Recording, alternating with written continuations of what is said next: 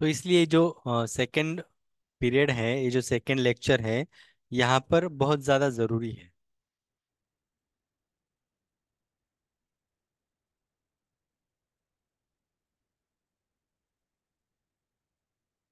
ये जो second lecture है हमारा, ये भी उतना ही इम्पोर्टेंट है जितना कि बाकी सारे लेक्चर्स हमारे यहाँ पर होने वाले हैं।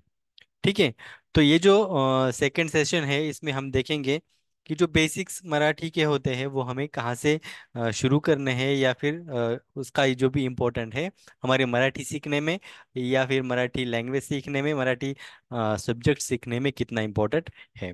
तो मैं आपके सामने एक पीडीएफ शेयर करूंगा, एक फाइल शेयर करूंगा, जिससे हमें पता चलेगा कि ये सारी चीज़ें हमें क्या क्या करनी है और कैसे आगे कंटिन्यू करना है इसे। ठीक है।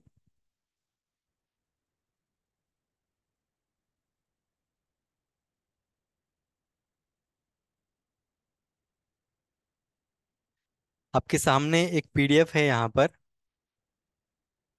ठीक है।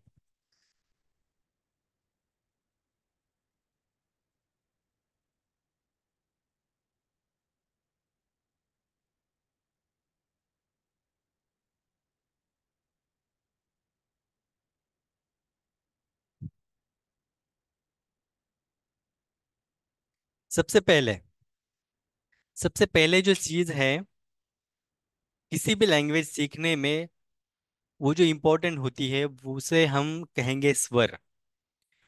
यहाँ पर आज हम देखने वाले कि स्वर क्या होते हैं। ठीक है।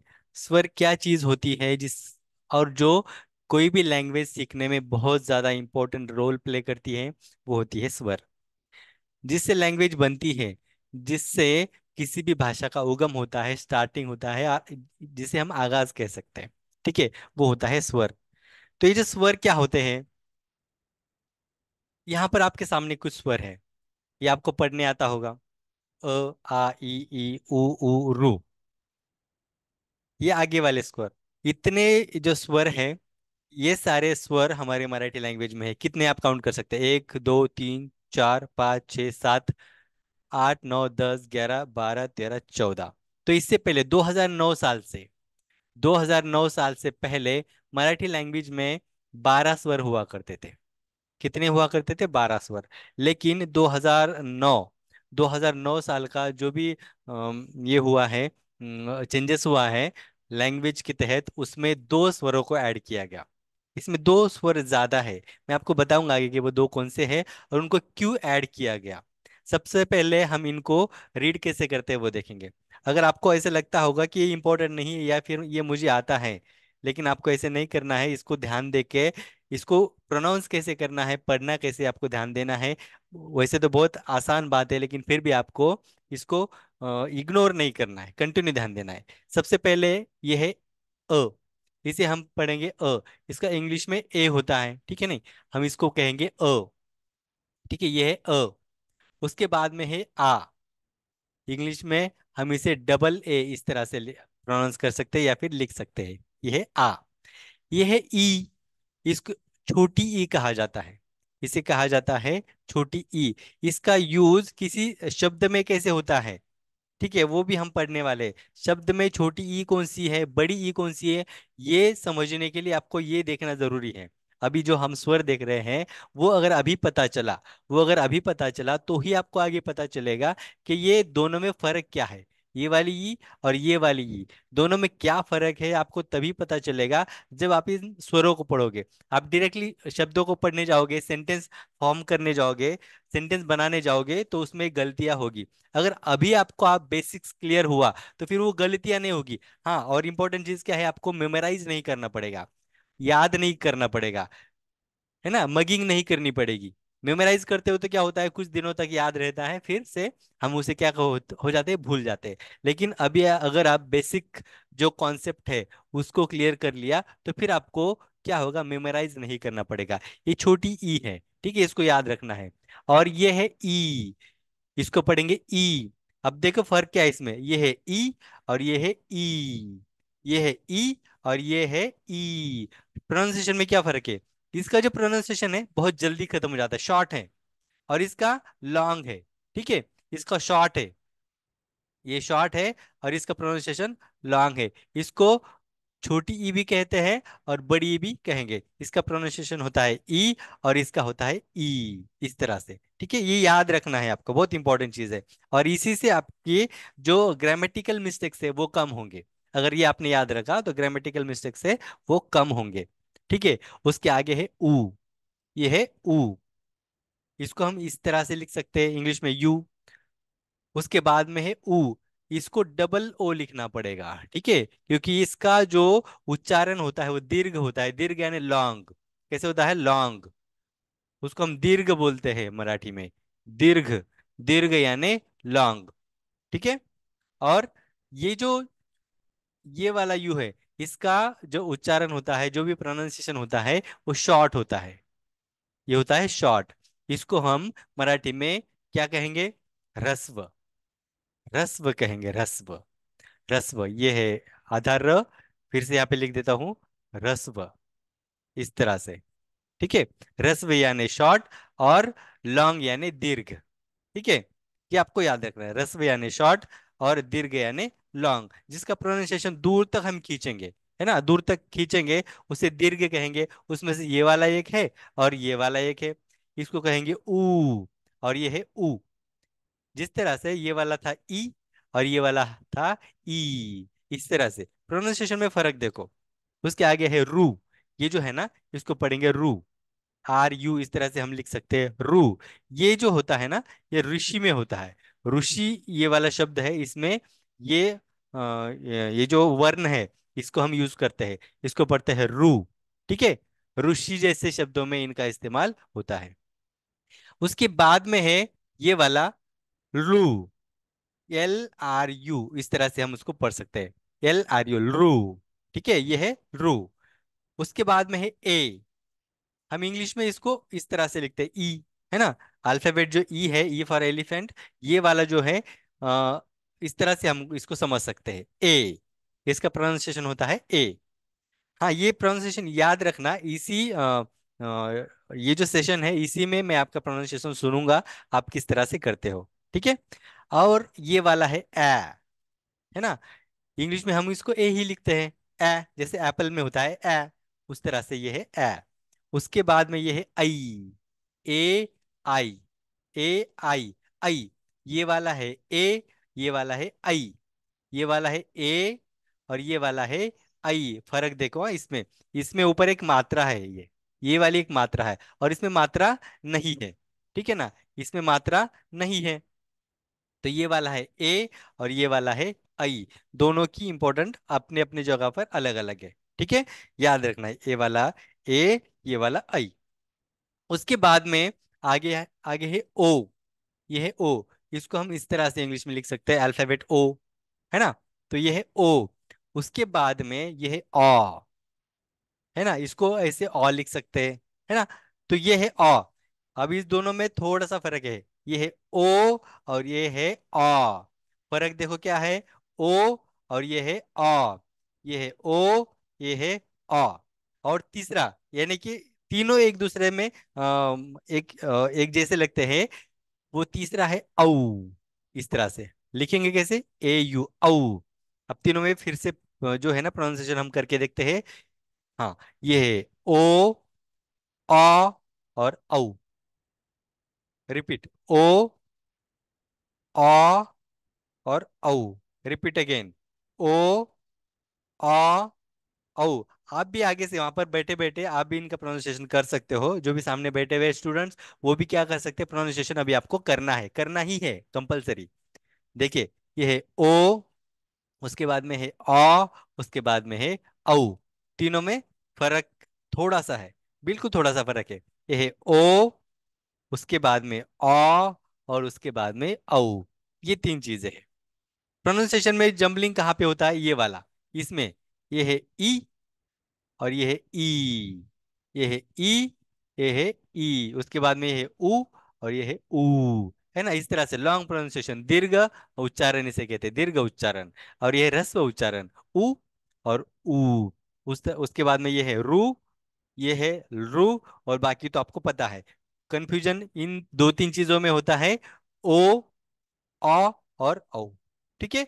तो ये हमने यहाँ पर क्या देखा कि ये है हमारे स्वर।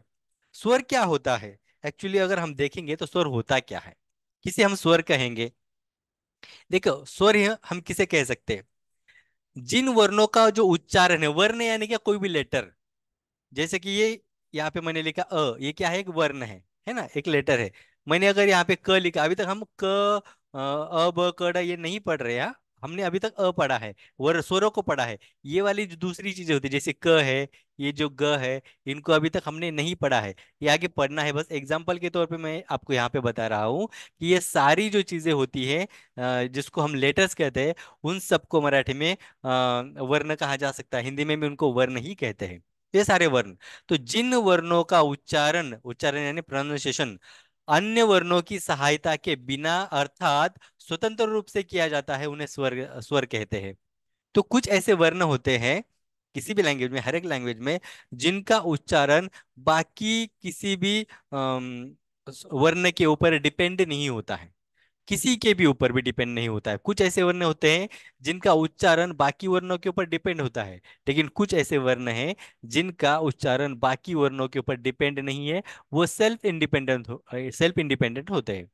तो ऐसे वर्ण जो सेल्फ इंडिपेंडेंट है, उन सबको स्वर कहा जाता है। जैसे कि अ, अब इसका जो उच्चारण है, इसका उच्चारण करने के लिए किसी और वर्ण के हेल्प की जरूरत नहीं पड़ती है। आपको अभी ये कंफ्यूजन होगा कि हेल्प यानी क्या, किस तरह की हेल्प। अगर बाकी जो लेटर्स है, बाकी जो वर्ण है, वो दूसरे की हेल्प लेते हैं, मतलब क्या करते हैं, एक्चुअली हेल्प लेते कैसे हैं, वो हम आगे देखने वाले हैं। लेकिन ये बस याद रखना कि ऐसे लेटर्स, ऐसे वर्ण जो ये आ है ना, तो ऐसे वर्ण जो दूसरे लेटर की, दूसरे वर्ण की हेल्प लिए बिना प्रोनाउंस कर सकते हैं अपने आप को, या फिर हम उसको प्रोनाउंस कर पाते हैं, उसे हम क्या कहेंगे, स्वर।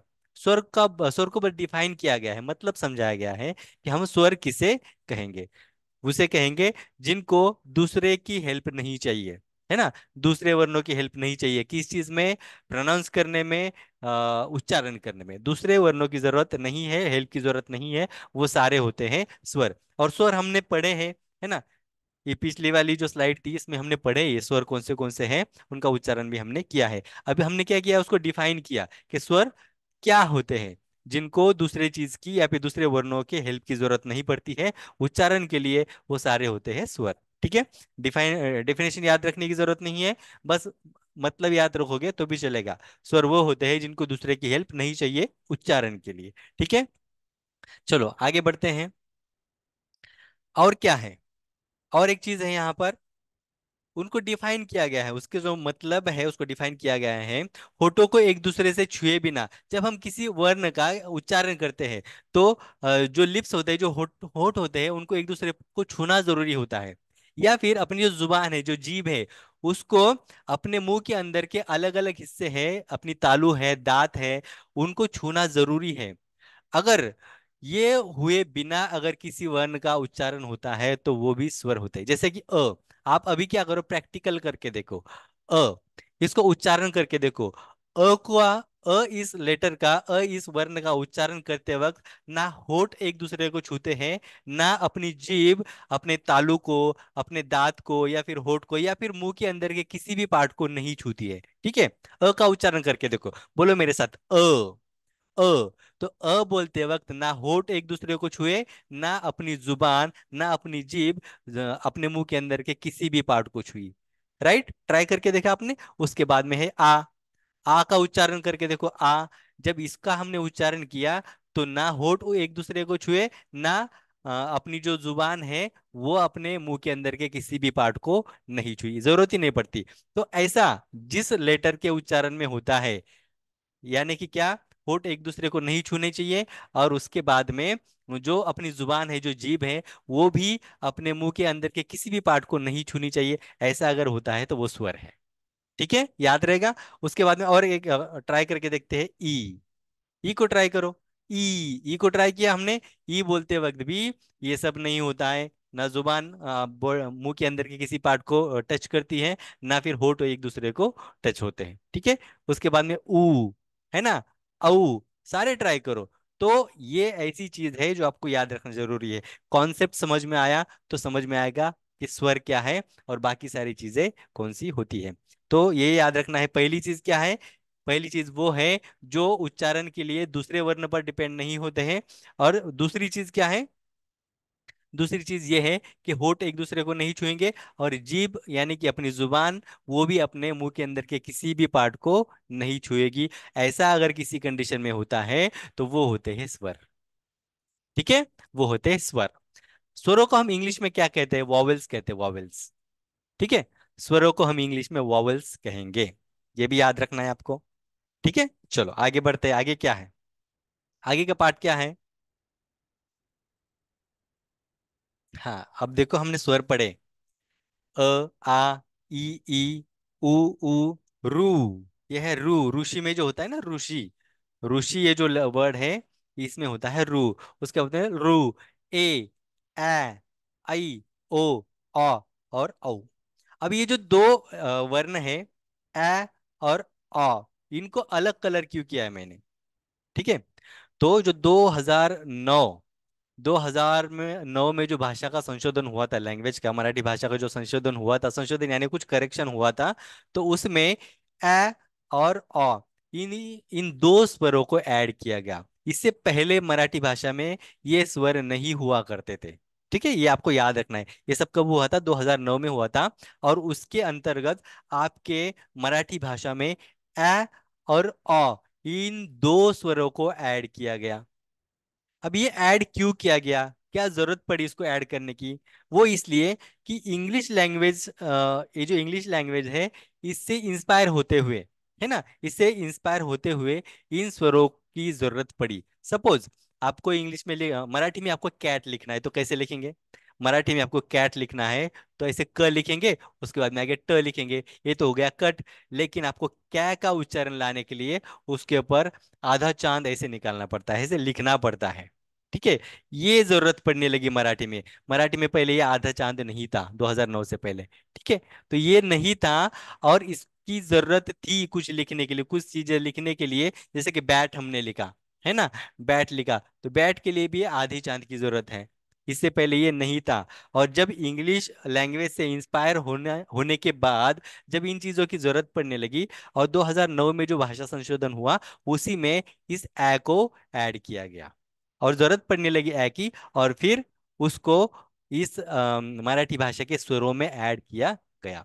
अब ये देखो अ को भी इसीलिए ऐड किया गया, इंग्लिश से इंस्पायर होके ही ऐड किया गया। सपोज आपको लिखना है कॉट, है ना, आपको लिखना है कॉट, तो कैसे लिखना पड़ेगा, यहाँ पे आधे चांद की जरूरत पड़ेगी हमें, है ना, इसकी जरूरत पड़ेगी, कॉट लिखने के लिए आपको जरूरत पड़ेगी। उसके बाद में आपको लिखना है सॉर्ट, कैसे लिखेंगे, इस तरह से लिखेंगे, है ना। आपको लिखना है सॉल्व, सॉल्व लिखना है, सॉल्व, है ना। इस तरह से आपको आधे चांद की जरूरत पड़ती है। आधे चांद की इन द सेंस क्या है कि आपको इस तरीके के प्रोनाउंसिएशन की जरूरत पड़ती है, इस टाइप के स्वर की आपको जरूरत पड़ती है। ये अगर आप बोल रहे हो तो उसका एक साइन भी लैंग्वेज में होना चाहिए, है ना। तो इस तरह से यहाँ पर ये ए और ये इसको इंक्लूड किया गया, शामिल किया गया मराठी लैंग्वेज में। और उसका जो साइन है वो इस तरह से रखा गया, है ना, जिसको हम आधा चांद बोलते हैं, अर्धचंद्र उसको मराठी में बोलते हैं। इस तरह से लिखेंगे, अर्धचंद्र, है ना। तो ये उसका साइन है, इस साइन को भी मराठी में ऐड किया गया। और इस तरह से जो हमारी जो 12 खड़ी थी इससे पहले, 2009 से पहले, हम इस चीज को 12, अब ये जो है ना, आप जो सामने देख रहे हो ये 12 खड़ी नहीं है। 12 खड़ी कौन सी होती है, मैं अगर अभी आपको 12 खड़ी की बात नहीं करने वाला था, लेकिन ठीक है आगे जाके 12 खड़ी की बात करते हैं। ये 12 खड़ी नहीं है, इसको हम स्वर कहेंगे, है ना। 12 खड़ी ऐसे लिखते हैं, 12 खड़ी ऐसे लिखेंगे मराठी में, है ना। 12 खड़ी, हिंदी में हम उसको ऐसे लिखते हैं, 12 खड़ी, 12 खड़ी। ये अब 14 खड़ी हो गई है ना। ये जो 12 खड़ी है ये 14 खड़ी हो गई है। लेकिन ये ध्यान रखना, ये जो स्वर है ना 14 स्वर, ये 14 खड़ी नहीं है ना, तो ये 12 खड़ी है। 12 खड़ी कुछ और चीज है, उसको हम आगे जाके समझेंगे। यहाँ तक समझ में आया?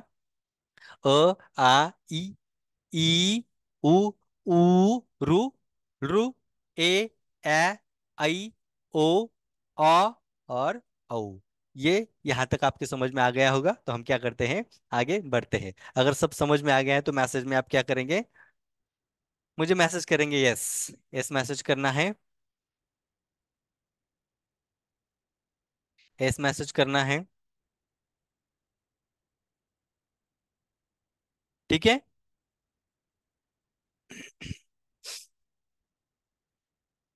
सब कुछ यहाँ तक समझ में आया? कुछ डाउट है?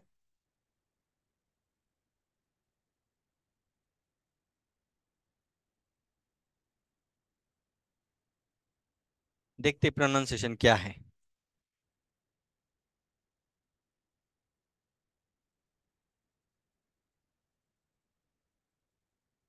अभी आपको पढ़ना है।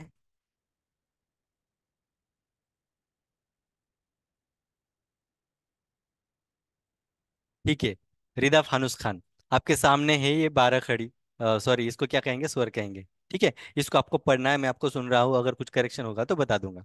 ठीक है, पढ़ना स्टार्ट कीजिए, रिदा फानुस खान। अपना माइक ऑन करिए।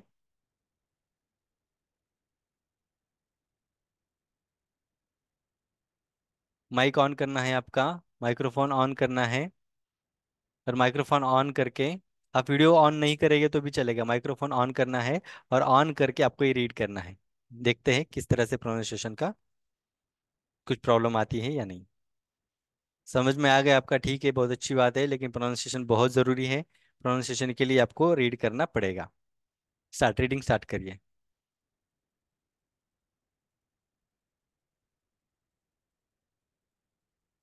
मुझे आवाज़ नहीं आ रही है।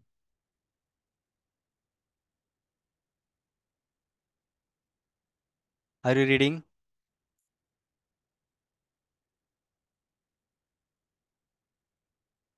रीड कर रहे हो?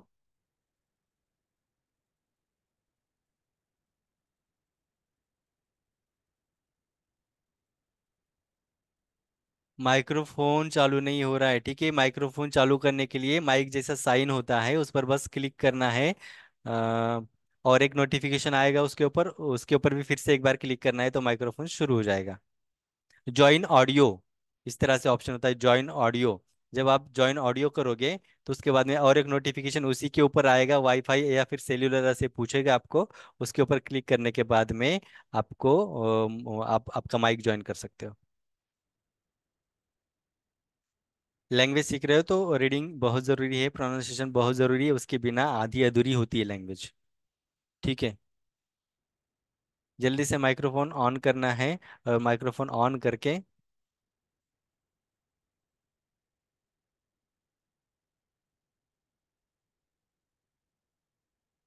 नहीं हो रहा है ऑन।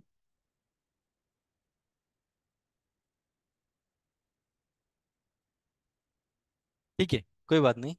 ठीक है, कोई बात नहीं, अगर ऑन नहीं हो रहा है तो आप ऐसा कर सकते हैं कि बाद में एक वॉइस क्लिप रिकॉर्ड करके शेयर कर सकते हैं। ठीक है, जो भी व्हाट्सएप चैनल है उसमें पर्सनली मुझे सेंड कर सकते हैं, जो भी आपका प्रोनाउंसिएशन है उसी के साथ में। ठीक है, तो आगे बढ़ते हैं।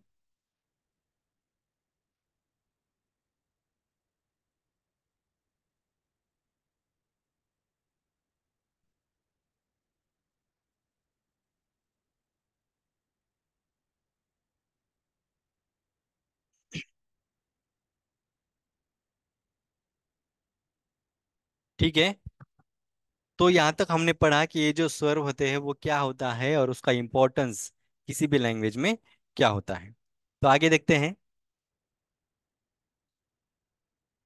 तो यहाँ पर हमने देखा कि गवर्नमेंट ने कुछ चेंजेस किया हुआ है यहाँ पे, जिसको हम बाराखड़ी में कुछ बदलाव कहते हैं। और बदलाव के मुताबिक हमने यहाँ पे देखा कि ये जो ए है, ए और अ, इन दो स्वरों को मराठी भाषा में इंक्लूड किया गया। और जिसका इंस्पिरेशन था, उसके पीछे इंस्पिरेशन ये था कि इंग्लिश के कुछ लेटर्स लिखने आने चाहिए। ठीक है। तो आगे देखते हैं क्या है। उसके बाद में है स्वरादि। आगे है स्वरादि। अब हमने देखा कि स्वर वो ऐसी चीजें हैं जिसको प्रोनाउंसिएशन के लिए किसी और चीज के ऊपर डिपेंड होने की जरूरत नहीं है। और उनका उच्चारण करते वक्त जो होंठ होते हैं एक दूसरे से नहीं छूते हैं। और अपनी जुबान भी, जो जीभ भी अपने मुंह के जो भी पार्ट है, अंदर के जो भी पार्ट है, जैसे कि तालू है, दांत है, उनसे नहीं छूती है। ये होते हैं स्वर। उसके बाद में है स्वरादि। अब स्वरादि क्या है, इनका भी अपना इंपॉर्टेंस है। स्वरादि का भी बहुत इंपॉर्टेंस है। अब देखे ये क्या है। जिनके पहले स्वर, जिनके पहले स्वर आता है उन्हें स्वरादि कहते हैं। ऐसे ऐसे कुछ वर्ण है जिनके पहले स्वर आता है और बाद में तो कुछ आता होगा ना। फिर पहले स्वर आता है तो बाद में कुछ आता होगा। जिक्र अगर पहले का किया है तो बाद में कुछ होगा, इसीलिए जिक्र पहले का हो रहा है ना। तो जिनके पहले कुछ आता है, पहले स्वर आता है, उन्हें स्वरादि कहते हैं। जिनके पहले स्वर आता है उन्हें स्वरादि कहते हैं। जैसे पहला है अनुस्वार। ये जो अनुस्वार होता है ना, जैसे यहाँ पे दिख रहा है आपको, ये जो उन्हें लिखा हुआ है ना यहाँ पे, उसके ऊपर एक डॉट है। जैसे कि मैं यहाँ पे लिखूंगा आंगन, है ना। मराठी में ऐसे लिखते हैं अंगन, अंगन। तो यहाँ पर अ के ऊपर एक जो डॉट है ना, उसे हम अनुस्वार कहते हैं। क्या कहेंगे? अनुस्वार। और ये जो अनुस्वार का जो साइन होता है ना, अनुस्वार का साइन वो डॉट जैसे होता है। और ये जो अनुस्वार जो है उसे हम स्वरादि कहते हैं। अब कैसे? ये है अ प्लस न, प्लस न, अन। यहाँ पे हमने कैसे कैसे पढ़ा? अन, है ना। अंगन, यानी अंगन पढ़ा हमने, अगन ऐसे नहीं पढ़ा। हमने अगन ऐसे नहीं पढ़ा। हमने क्या पढ़ा? अंगन, है ना।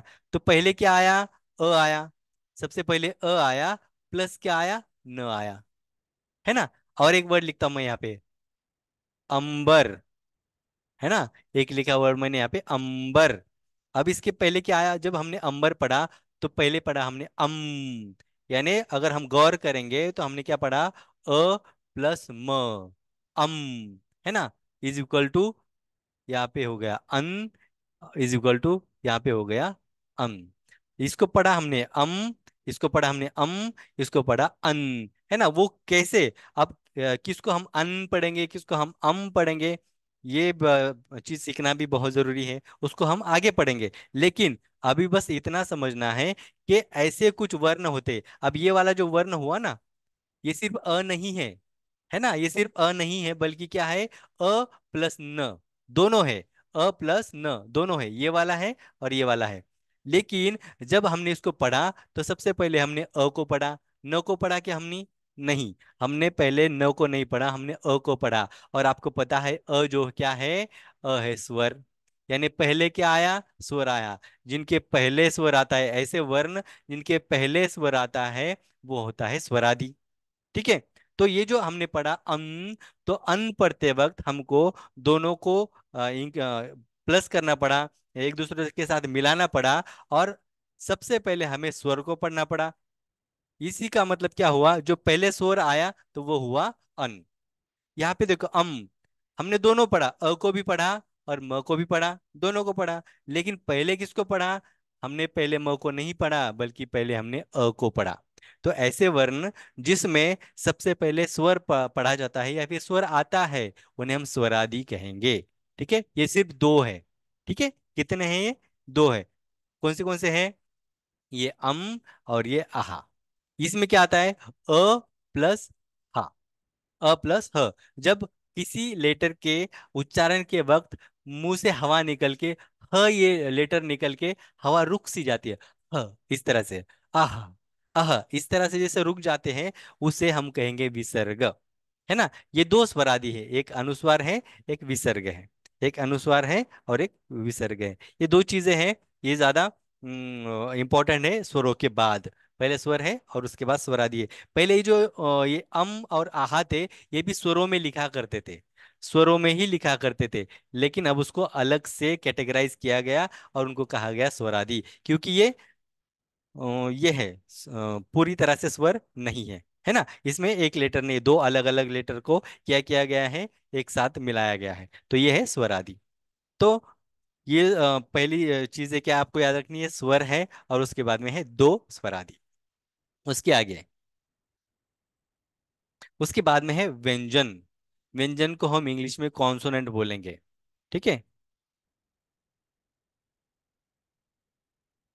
कॉन्सोनेंट्स, ठीक है, ये है कॉन्सोनेंट्स। अभी कॉन्सोनेंट्स कौन से होते हैं, क्या होते हैं? तो वो क्या है, जिन वर्णों के उच्चारण को पूरा करने के लिए किसी वर्ण के अंत में स्वरों की सहायता की आवश्यकता होती है। किस क्या चीज होती है, सहायता की आवश्यकता होती है। किसकी सहायता, स्वरों की सहायता।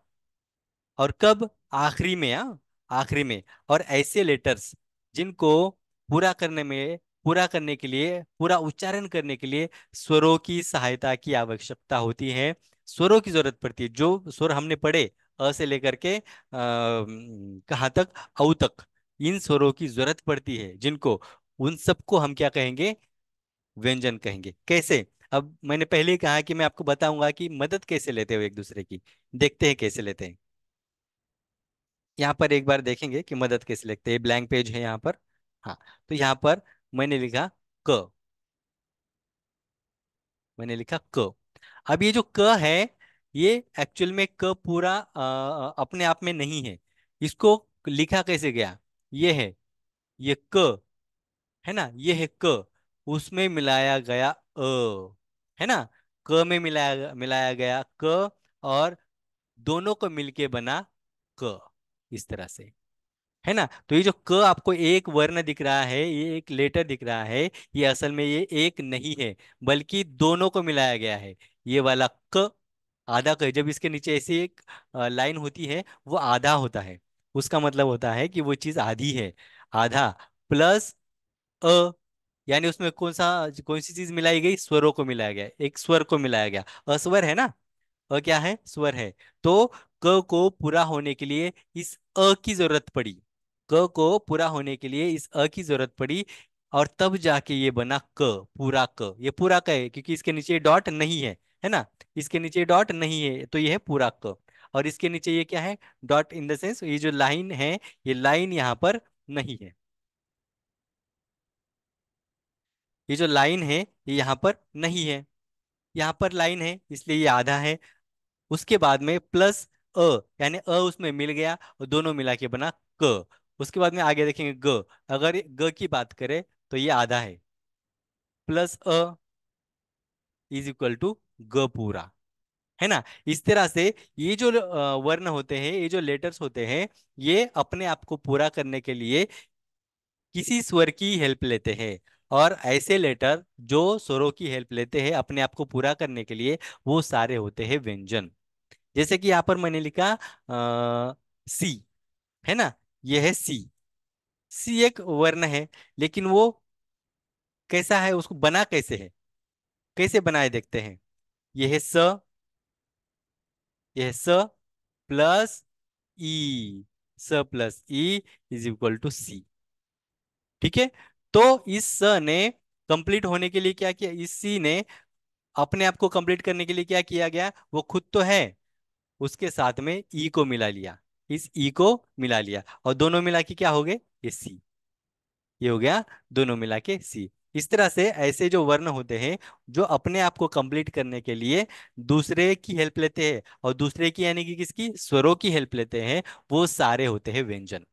ठीक है? व्यंजन बहुत सारे हैं, देखते कौन से हैं। ये सारे हैं व्यंजन। अब देखो व्यंजन क्या है।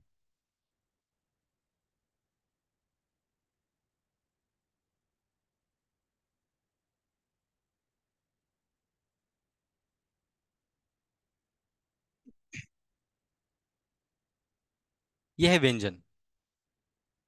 ठीक है।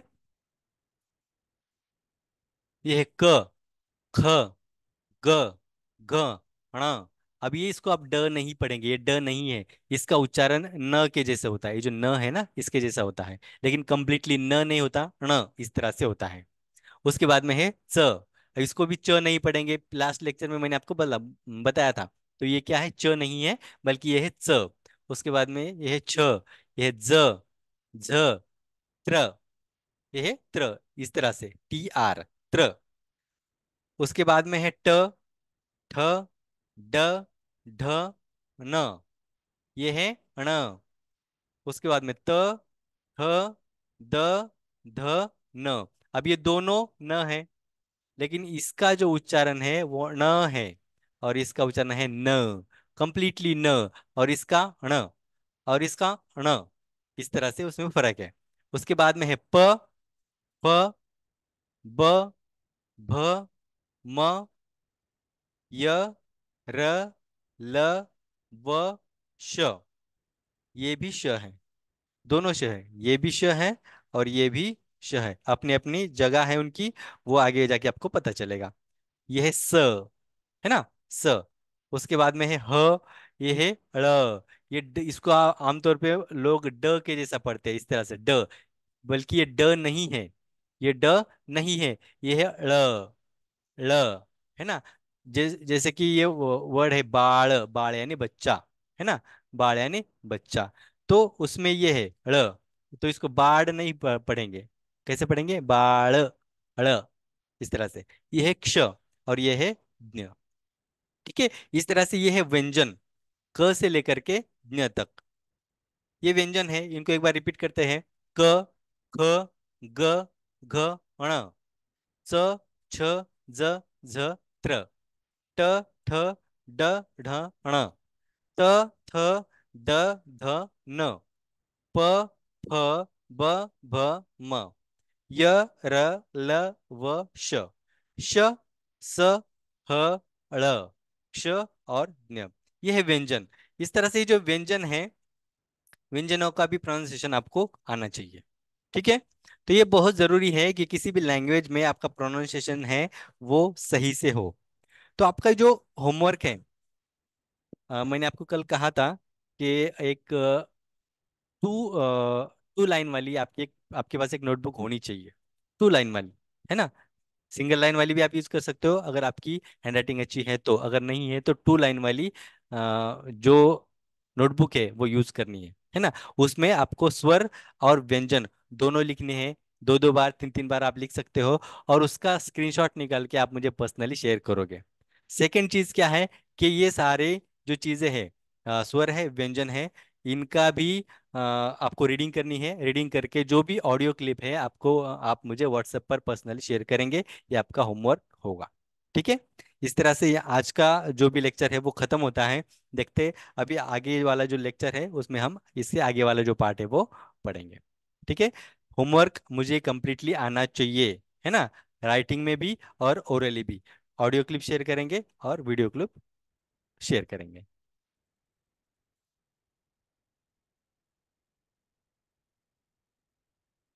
तो इस तरह से यहाँ पे अपना ये जो है